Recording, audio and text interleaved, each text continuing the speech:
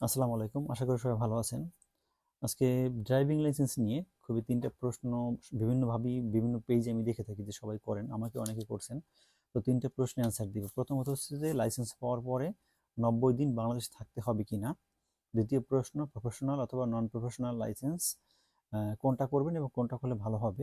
তৃতীয়ত মেয়াদ শেষ হওয়ার পরে সেই লাইসেন্স জাপানের লাইসেন্সে পরিবর্তন করা যাবে কিনা?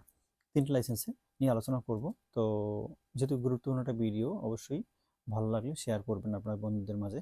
আর আমার পেজটি ফলো দিয়ে রাখবেন নতুন নতুন ভিডিও পাওয়ার জন্য। তো প্রথমত লাইসেন্স পাওয়ার পরে যে তারিখে লাইসেন্স ডেট ইস্যু ডেট থাকে, একটা লাইসেন্সের ইস্যু ডেট থেকে ৯০ দিন বাংলাদেশ থাকার পর আপনাকে ফ্লাই করতে হবে। এখন অনেকে যদি বলেন যে আমি তো ৮০ দিন ছিলাম, আমি ১০ দিন ছিলাম না, আমি যদি পরে আবার যাওয়ার পর ১০ দিন বাংলাদেশ থেকে আসি তাহলে হবে কিনা? হবে না। কারণ আপনার তো পাসপোর্টে জাপানে যে তারিখে ঢুকছেন ফার্স্টে ওই তারিখের একটা সিল থাকবে, এই জন্য হবে না। আপনাকে লাইসেন্স পাওয়ার যে তারিখে লাইসেন্স আপনি ইস্যু হবে, লাইসেন্সের লেখা থাকে ইস্যু ডেট, ওই ইস্যু ডেট থেকে ৯০ দিন বাংলাদেশে স্টে করতে হবে। তারপরে আপনি জাপানে আসলে ওই লাইসেন্স দিয়ে আপনি জাপানি লাইসেন্সে পরিবর্তন করতে পারবেন।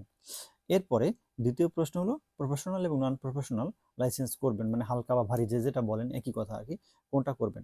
এখানে আসলে খুব একটা প্রফেশনাল করেন নন প্রফেশনাল করেন বাংলাদেশ থেকে এটা কোনো ব্যাপারই নেই এখানে।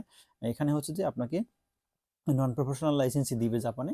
আর প্রফেশনাল লাইসেন্স পাওয়া এত সহজ ব্যাপার না। প্রফেশনাল লাইসেন্স কারা পায়? যারা ট্রাক চালাবে তারা, বা যারা লরি চালাবে তারা, বা হচ্ছে যে যদি লাইসেন্স দিয়ে এই লাইসেন্স দিয়ে এখানে জব ভিসাতে মানে কেউ যদি জব করতে চায়, তো সেই রকম জাপানে আসলে ড্রাইভিং লাইসেন্স দিয়ে প্রাইভেট গাড়ি চালানোর জব জাপানে খুব একটা নাই, আমি দেখিনি এখন পর্যন্ত। দু একজন থাকলেও থাকতে পারে। সো প্রফেশনাল করেন নন প্রফেশনাল প্রফেশনাল করেন, এটা জাপানে এটার কোনো ভ্যালু নেই। সো এটা নিয়ে প্যারা নেওয়ার দরকার নেই।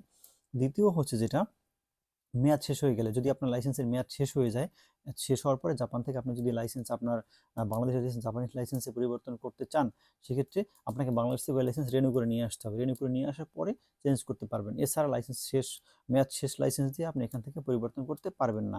তাহলে কীভাবে লাইসেন্স করতে হবে? আপনাকে আবার নতুন করে এখানে লাইসেন্স স্কুলে ভর্তি হতে হবে। স্কুলে ভর্তি হয়ে গাড়ি শিখা এরপর আপনাকে লাইসেন্স নিতে হবে।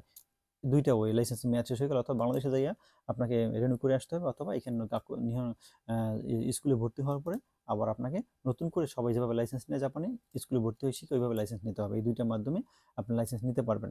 তো আশা করি আপনারা ৩ টা প্রশ্নের অ্যান্সার পেয়ে গেছেন। আল্লাহ হাফেজ, ভালো থাকবেন।